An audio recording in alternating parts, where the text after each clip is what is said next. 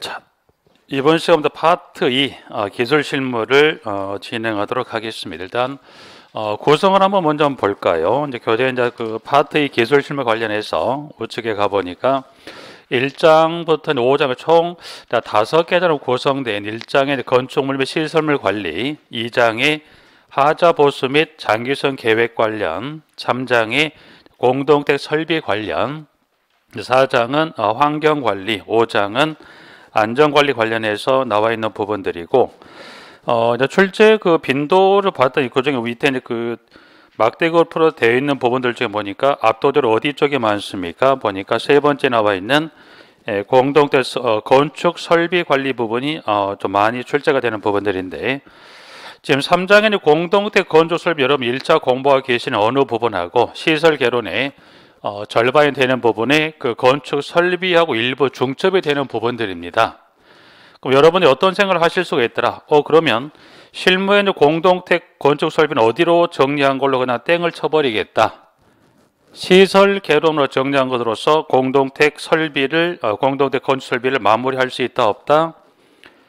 이 공동택 건축 설비 실무적에 나온 건 여러분들이 이제 보시면 1차 시설에 공부하셨던 이론에 관한 부분을 정리하셨지만 실무는 그 이론에다 플러스 뭐 또 출제합니까?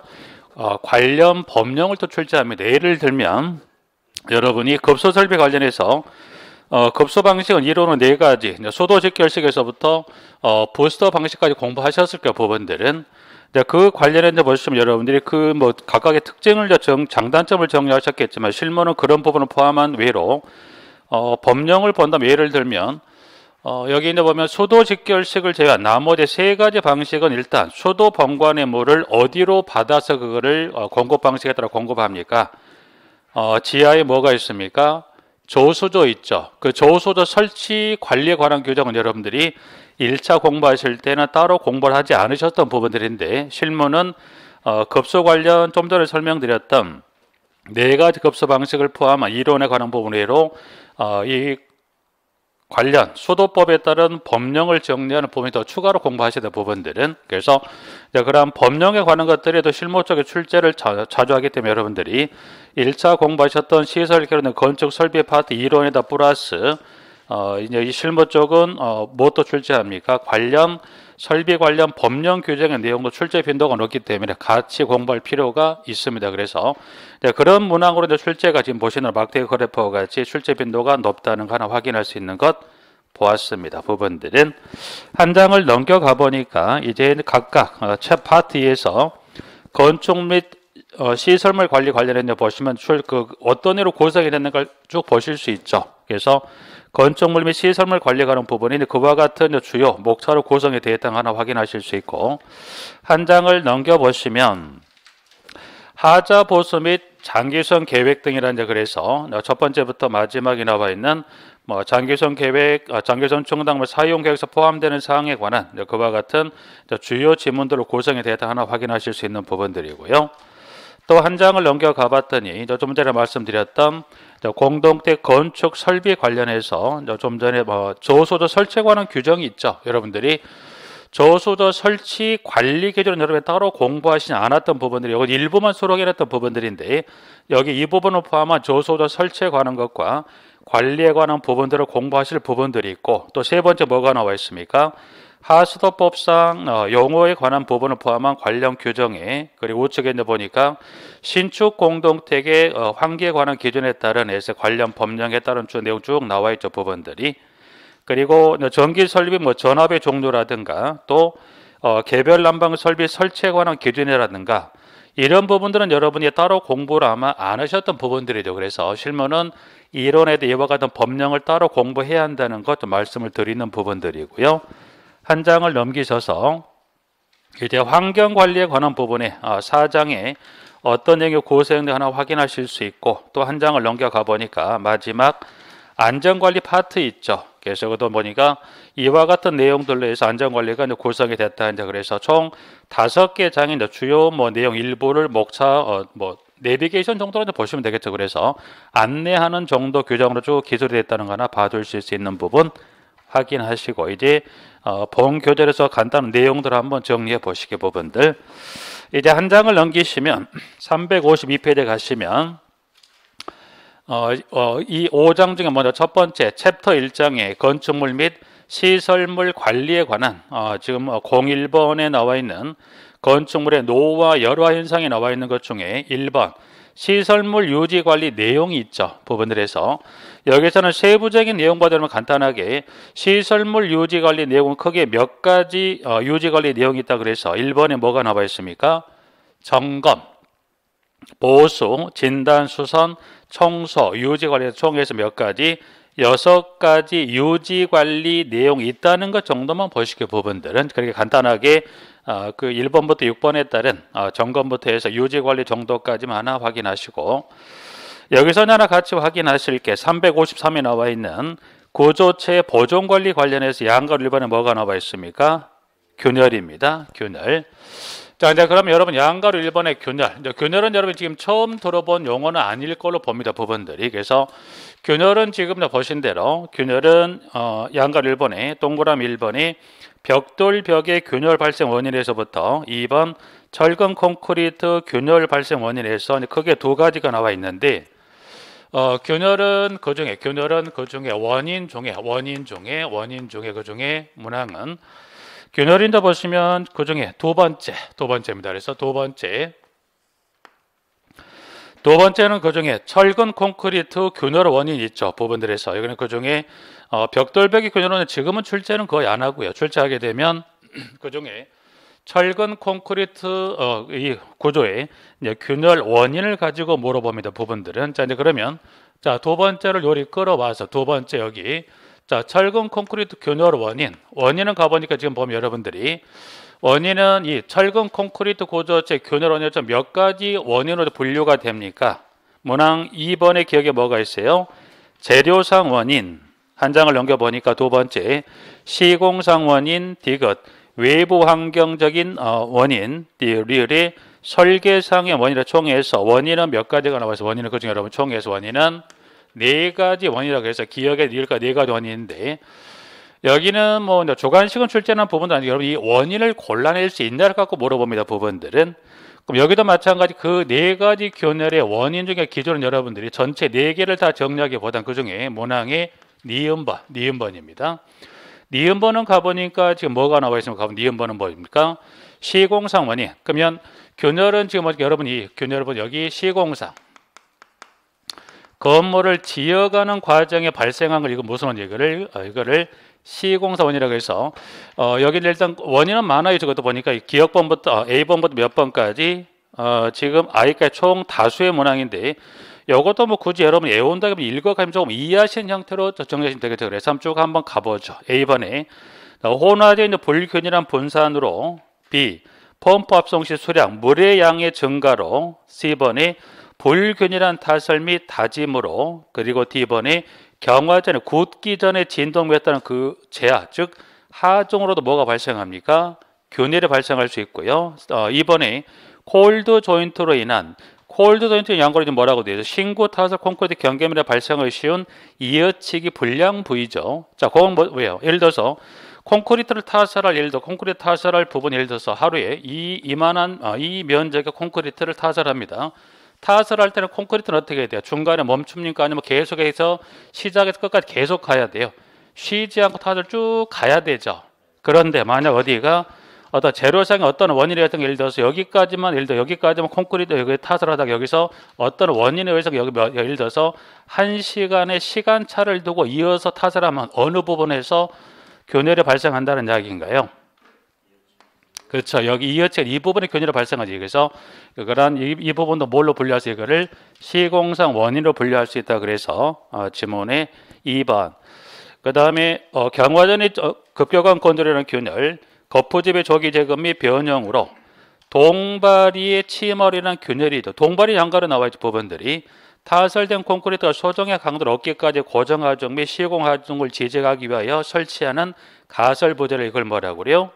동바리. 여러분들이 동바리는 보셨을 여러분들이 일반 상가를 지을 때 어떻게 예를 들어서 1층에 그 콘크리트 타설을 해서 2층 올리죠. 거푸집에다가 콘크리트 타들 밑에 받치는 주황색이죠. 주황색이 세기동 보신 적 있습니까? 그게 동발입니다. 부분들에서. 그럼 결국 동발이 어떻게 돼? 2층에 이 타전 콘크리트가 강도가 나오고 일정 시간까지 지지해주는 철물, 그걸 뭐래? 이거를 동발이라 합니다. 그래서 동발이 하나 해서 문항은 H번, 그리고 마지막에 철근의 휘 및 피복 두께 감소로 인한 균열이다. 이제 그래서 A번부터 I번까지 나와 있는 부분에, 그럼 여러분이 출제는 어떻게 오늘 물어보냐면 이 원인 중에 성격이 다른 원인, 그럼 여기 시공상 원인을 4개를 주고 그 중에 이 원인에 해당되지 않는 걸 여기다 여러분이 주었을 때 여러분이 그걸 골라낼 수 있을 거예요. 예를 들어서 과도한 집중하중은 시공상 원인이다, 아니다. 과도한 집중하중은 이거는 시공상이라기보다는 그걸 어떤 걸 불릴 수 있어요? 설계상의 문제일 수 있죠. 예를 들어서 콘크리트 블리딩은 시공상 원인이 주어지는 그 질문 중에 콘크리트 블리딩은 시공상 원인에 들어갑니까? 재료상의 원인을 분류할 수 있겠죠. 그래서 여러분들이 여기서는 원인은 일단 여기서 원인은 뭘로 기준을 삼아 두시자. 시공상 원인을 기준 삼아 두시고 여기다가 이 중에서 시공상 원인이 아닌 지문을 여기다가 추가했을 때 여러분이 성격에 다른 이 시공상 원인이 아닌 것을 여러분이 골라내실 수 있을 정도로 그 문제를 푸는 큰 무리 없이 접근할 수 있기 때문에 그렇게 정리하시고, 그래서 그 중에 이제 보면 일단 니은번을 기준 삼아 정리해 두시면 될 것 같고요. 자, 이제 그러면 균열이 그럼에도 불구하고 균열이 발생했다면 일단 보시면, 자, 그러면 균열 보수 방법 나와 있죠. 자, 그러면 세 번째입니다. 자, 균열 보수 공법이라고 해서 이제 보니까 보수 공법. 일단 크게 간단하게 균열 보수 공법은 몇 가지 보수 공법이 있을까 가보니 총 몇 가지가 있습니까? 지금 표면 처리 공법하고 충전 공법, 주입 공법하고 철물 보강 공법이 나와 있죠. 일단 그 보수 총 몇 가지가 4가지가 있더라. 그럼 예를 들어서 생석회 공법은 균열 보수 공법에 들어갑니까? 안 들어갑니까? 생석회 공법은 균열 보수 공법에 들어가지가 않죠. 생석회 공법은 어디에 사용되는 공법을 말합니까?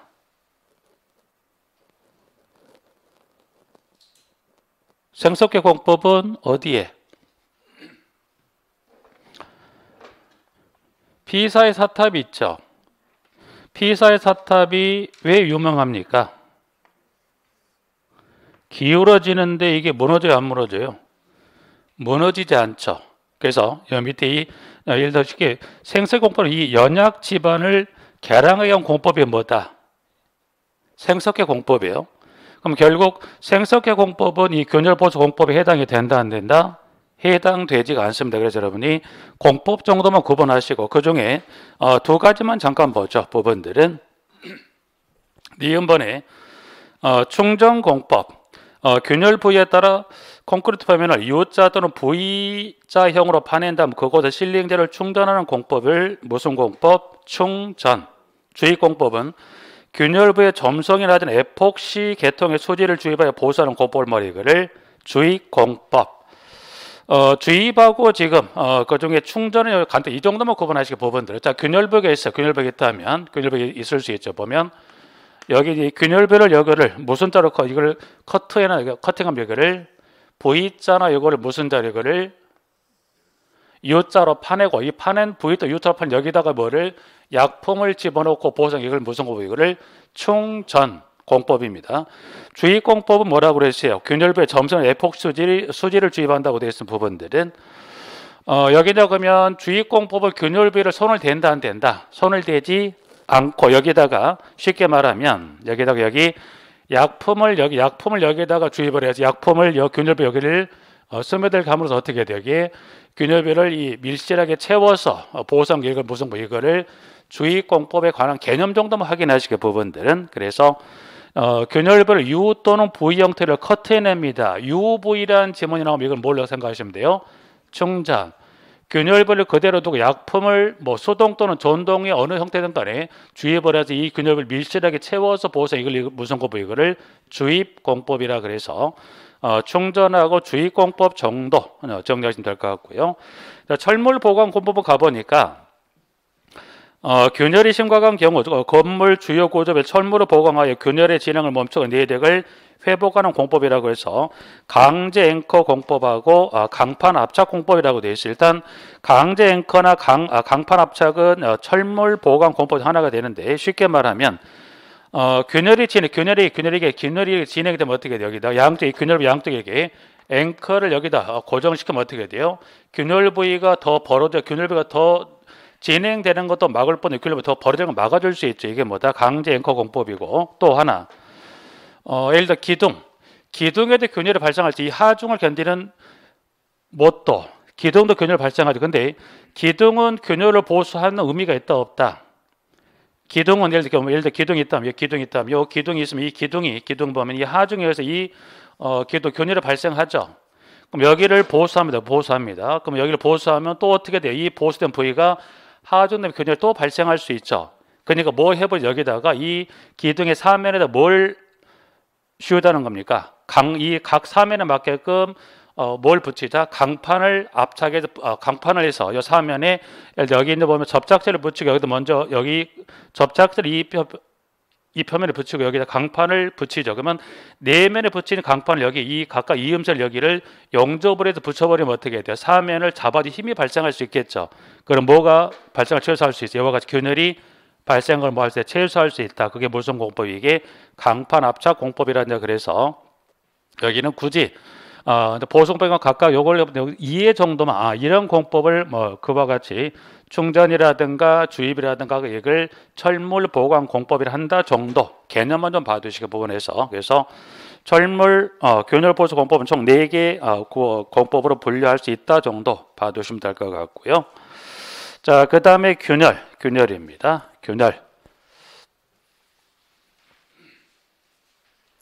자, 그 다음에 여쭤보는 게 지금 두 번째 뭐가 나와 있어? 여기가 결로죠. 결로입니다. 출제는 이제 보면 결로 쪽에 좀 빈도가 좀 출제한 부분들인데, 의의하고 원인 나와 있죠. 결로는 여러분들 보면 가장 먼저 원인입니다. 결로 원인은 크게 몇 가지나 볼 수 있다. 눈으로 확인할 수 있다. 무슨 결로입니까? 표면 결로. 육안으로 확인 안 됩니다. 무슨 결로가 있습니까?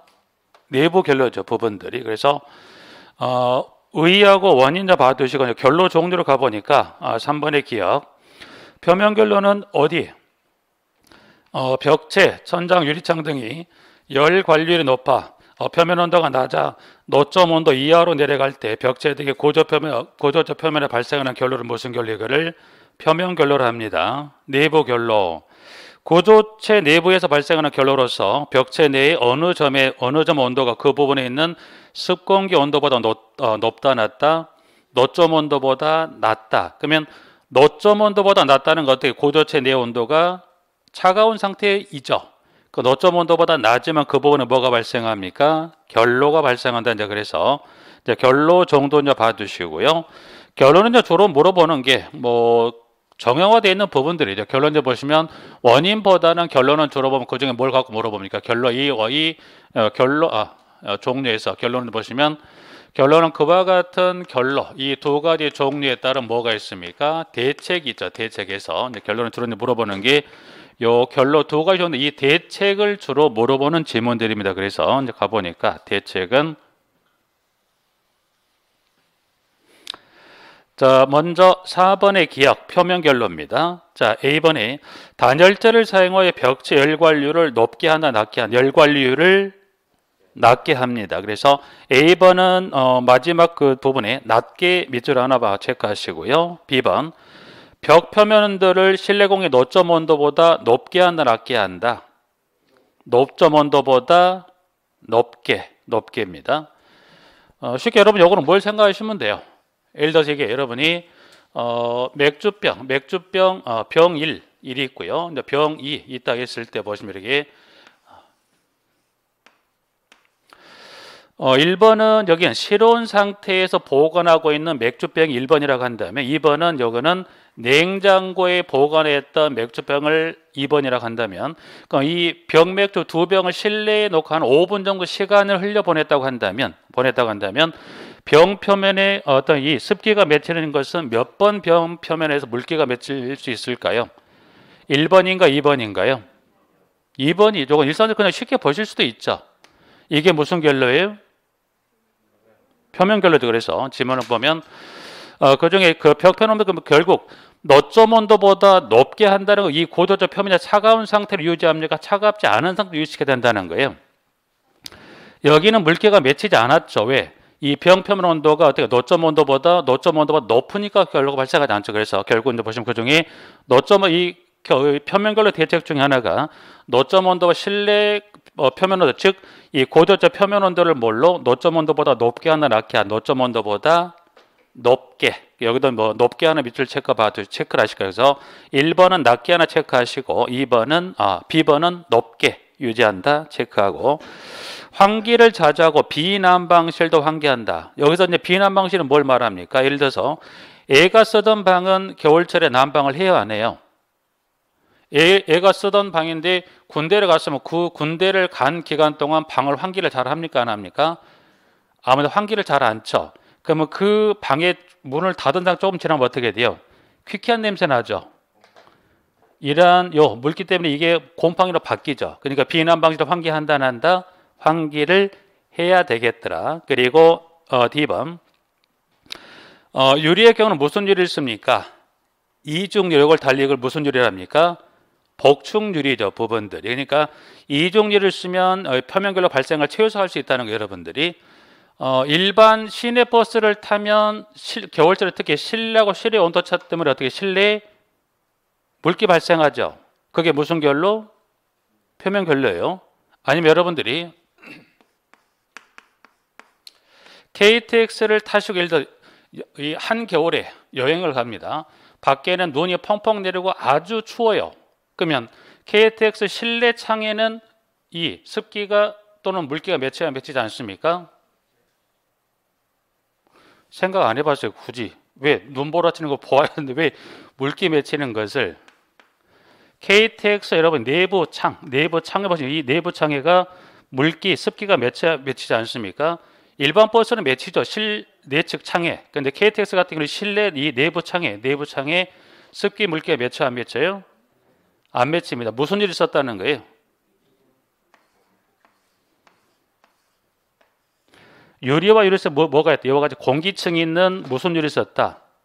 이중을 쓰다 보니까 이와 같이 공기층이 있다 보니까 어떻게 이 바깥에 차가운 공기가 와도 이 실내가 이 중간에 공기층이 막아주다 보니까 이 실내측 창에 물기 습기 맺히는 건 뭐예요? 어느 정도 이걸 차단해주는 역할이죠. 이게 무슨 유리예요? 이중 유리에서 대책 중에 하나 그것도 될 수가 있다라고 해서 D번 나와 있고, 그 다음에 2번 실내 공기 절대 습도를 뭡니까?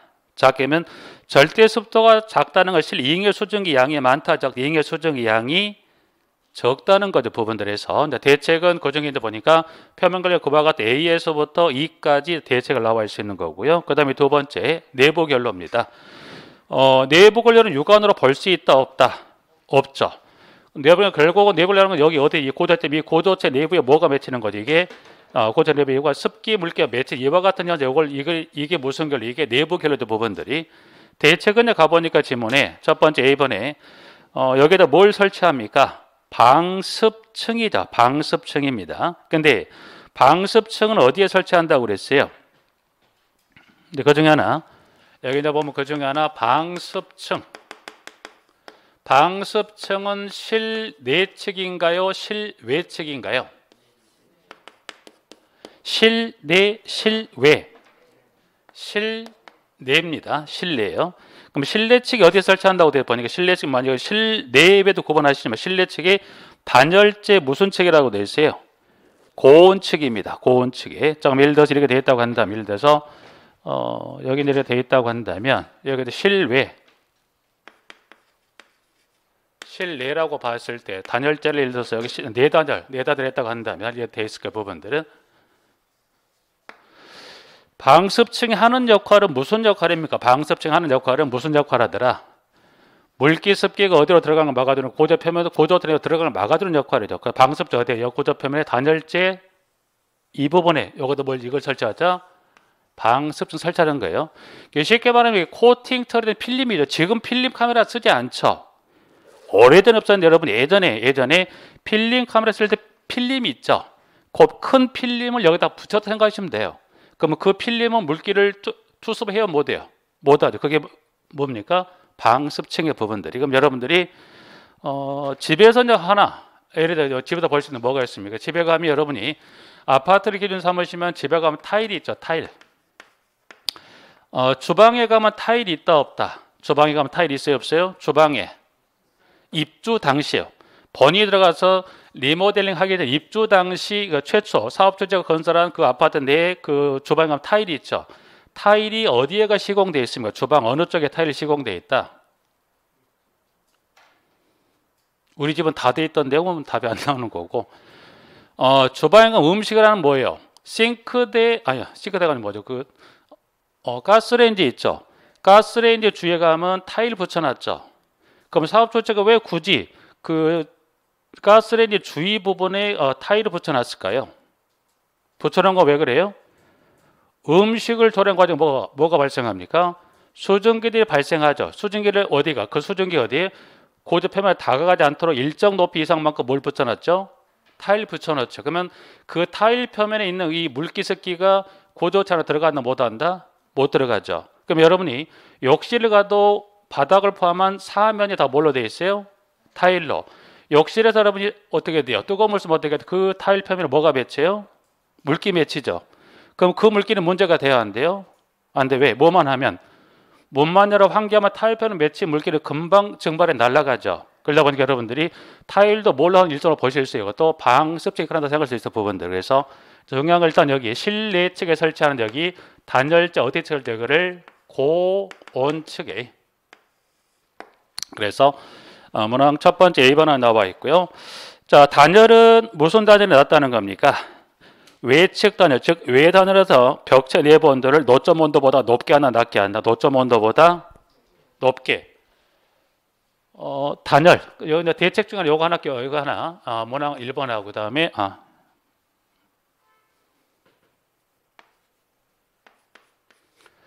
자, 내부 결로 대책은 단열. 단열은 지금 뭐니까? 내 단열, 외 단열 무슨 단열이 낮다는 겁니까? 외 단열이죠. 단열하면 간단히 이렇게 됐다면 이 고도체 이렇게 고도체겠다면 고도체 표면에 실외하고 실내 측에 봤을 때 고도체 내측에 이게 무슨 단열? 내 단열이죠.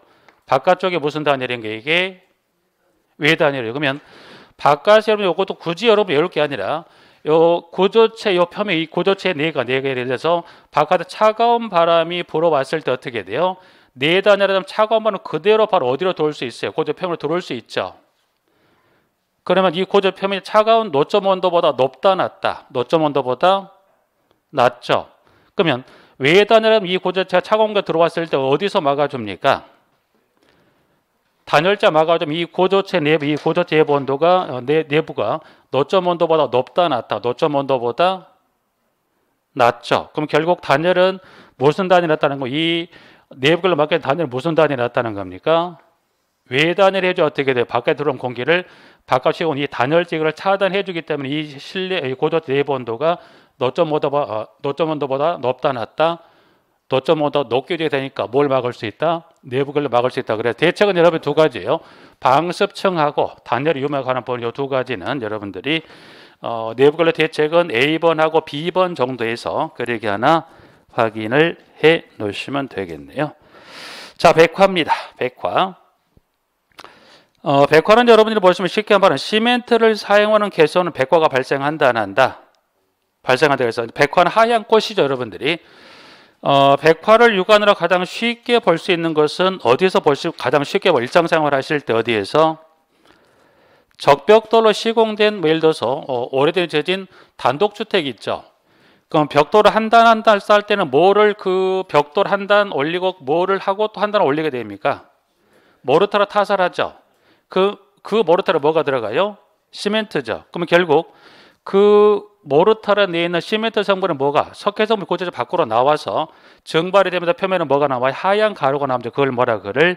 백화라 그랬습니다. 그래서 그러면 백화도에 가보니까 이번에 발생 조건 방지 대책 중에 가보시면 지문에 그 발생 조건은 기억에 A번부터 F번까지 중에 일단은 여기 여기는 발생 조건을 좀 주의하시는데 가보면 기억 A번 기온이 낮은 겨울철에 많이 발생합니다. 그래서 일단은 자 백화는 이제 보시면 자체 보유소에 발생할 수도 있죠. 자체 보유소는 어떻게 해요? 예를 들어서 모르타르를 할 때는 뭐예요? 시멘트 모래를 뭘로 비비게 되어 있습니다. 시멘트 모래를 뭘로 비비나요?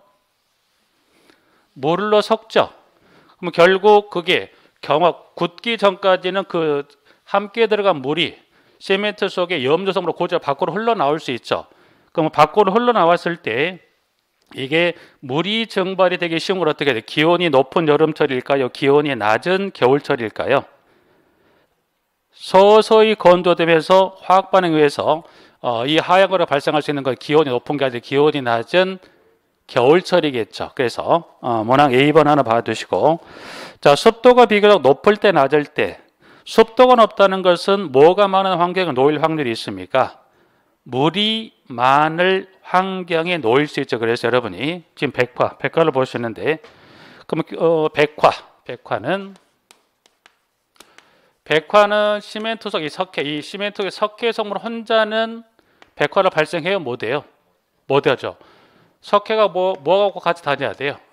물하고 같이 다닐 수밖에 없다 보니까 아무래도 물이 많은 환경이 어떻게 돼요? 백화 발생할 수 있는 확률이 높겠죠. 그래서 습도가 비교적 높을 때 발생합니다라고 해서 A번 체크, B번 체크, 그리고 C, D 봐두시고 2번 시멘트 재량이 짧을 때, 길 때, 짧다. 그러면 시멘트 재량이 짧다는 건 뭘 생각하시면 되죠? 시공된 지 얼마 아직 안 된 강알칼리성을 띌 때 많이 발생한다는 부분들.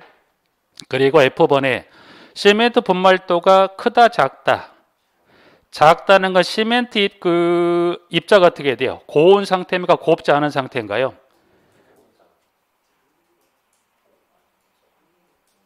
분말도가 크다 작다 그 개념만 이해하시면 돼요.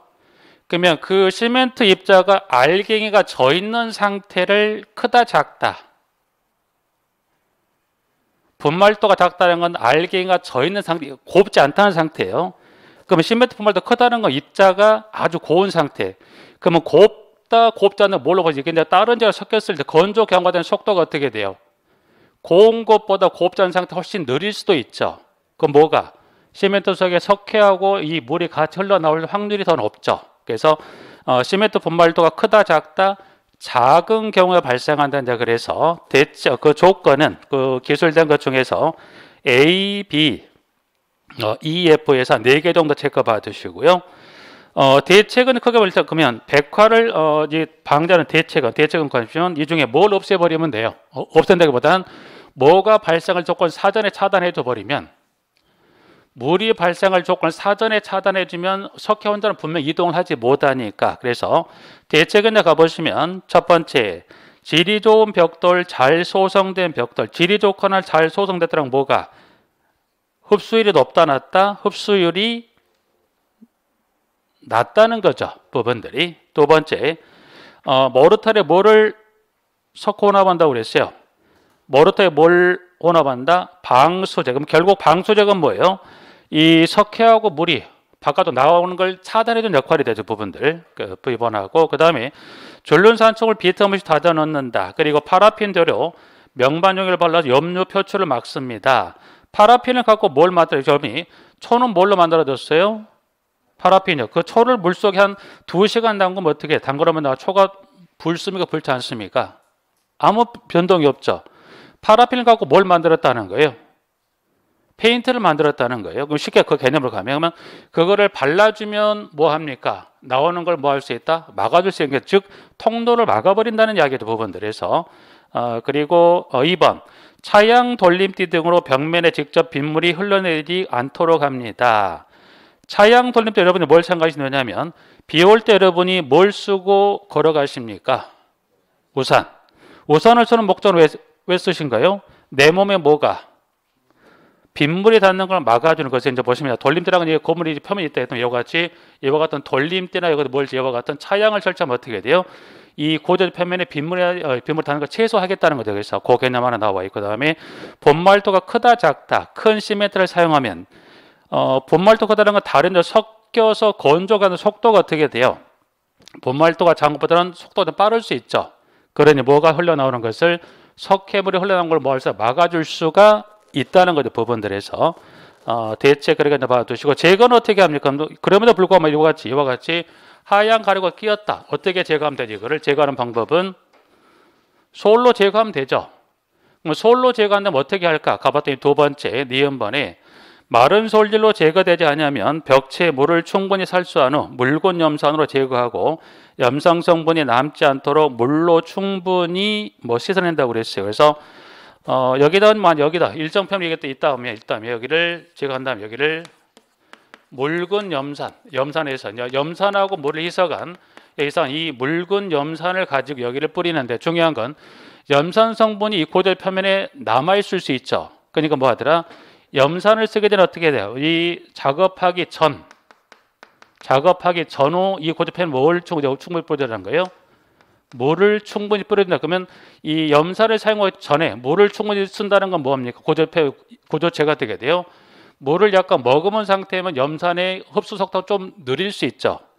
제거를 하고 나서 후에 물을 충분히 뿌린다는 건 이 고조 표면에 남아있는 물을 염산당분을 최소화시키는 의미가 됩니다. 그래서 염산을 쓰는 것은 전후 물을 써서 이 염산이 고조 표면에 남아있는 것을 뭐하자? 최소화시켜주자는 의미다. 그래서 기억, 조건, 니은, 대책, 3의 제거 방법 나와 있는데 여기서는 그 세 가지 중에 보시면 그 중에서 기억번에서 발생 조건이 있죠. 그래서 그 중에 보시면 그 중에서 여기는 세 가지 중에서 발생 조건에서 방금 체크했던 지문은 몇 개를 체크했으면 그 중에 기억번에 A, B, E, F 있었죠. 그래서 그 네 가지는 꼭 좀 주의해서 조건 기억하시고요. 자, 그 다음에 열교입니다. 열교는 양거리 4번에 동그라미 1번에 정의 등이다. 그래서 벽이나 지붕 등의 건축물 부위에 단열이 연속되지 않은 부분이 있을 때 이 부분 열적 취약부가 되어 이 부위를 통한 열의 이동이 많아진다. 이거를 열교 또는 냉교를 합니다라고 되어 있는 부분들인데 단열이 연속되지 않았다는 것은 요건 어떻게 생각하면 되죠? 단열재를 시공했다 안 했다? 단열재를 시공하지 않을 수도 있지만 단열재가 끊기는 부분이 발생할 수도 있죠. 그 부분이 뭐가 돼요? 열적 취약 부위가 될 수 있다. 그래서 기억 나와 있고 그러면 대책으로 볼 수 있는 게 니은번에 열교 현상의 발생으로 보이는 뭐가 높습니까? 뭐가 높을 수밖에 없어요. 열 관리율이 높다 낮다. 열 관리율이 높기 때문에 전체 단열 성능을 저하시키죠. 디귿. 열교 현상의 발생으로 보이는 표면 온도가 낮아도 결로 발생 가능성이 큽니까? 크죠. 리을. 열교 현상이 발생하는 부위는 열 저항급을 증가합니까? 감소합니까? 증가시키는 설계 및 시공이 필요합니까? 그렇죠. 리을번. 그리고 미음.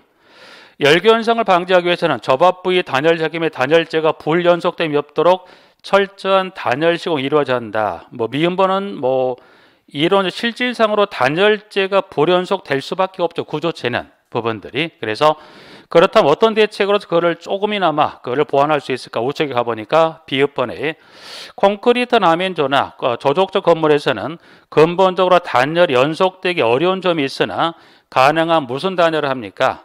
외단열과 같은 방법으로 취약비를 감소시키는 설계 및 시공이 필요하다. 그럼 예를 들어서 열교 현상을 막기 위해서 지금 보신 대로 지금 나와 있는 대로 열교 현상을 막기 위해서는 지금 보면 단열은 외단열하고 그리고 내단열 중에 무슨 단열이 더 낫습니까?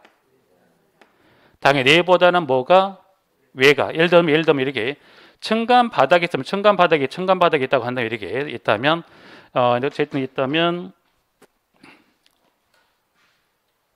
구조체 내측이 이게 무슨 단열입니까? 외단열이죠. 내죠.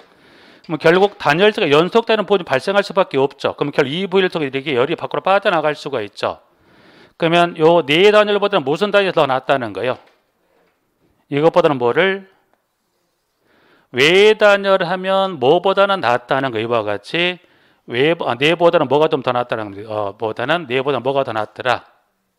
외단열이 더 낫다는 거죠. 부분들이. 그럼 결국 외단열을 했다고 해도 100% 막을 수는 없죠. 왜? 이 구조체 이 벽과 바닥도 어떻게 해야 단열 시공하냐면 결국 이 벽과 바닥이 만나는 부분도 이 단열재 끊긴 현상이 발생할 수밖에 없죠. 그래서 결국 이제 그렇다 보니 단열은 내하고 외의 단열 뭐가 더 낫다는 겁니다. 그 중에 뭐가 더 낫더라?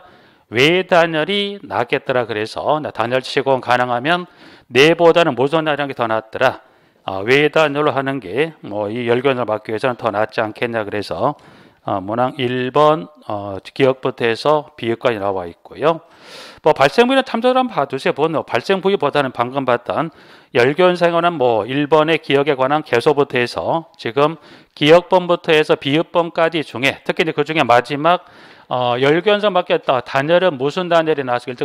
그 부분들 지금 보시면 여기도 주의할 거는 그 문항 1번의 기억번부터 비읍번 중에 지문에 여기는 니은 체크, 니은, 니을, 비읍. 그래서 여기는 니은과 니을과 비읍입니다. 그래서 일단은 그 기술된 1번의 문항 중에 여러분 3개 문항 꼭 주의하시는데 그 중에 3개란 것은 니은하고 니을하고 비읍이 있죠. 여기 열견서가 이 3개 문항 꼭 주의하셔서 물어보면 열견은 열견 출제했었고 출제한다 하더라도 열견은 3개 문항 중에 출제합니다. 출제하면 그래서 3개 문항 꼭 체크하셔서 질문을 정리해 두시면 되겠습니다. 까치. 일단 이번 시간 여기까지 좀 정리해 쉬었다가 다음 시간에 357 밑에 나와 있는 방수하고 단열을 좀 쉬었다가 정리하도록 하겠습니다.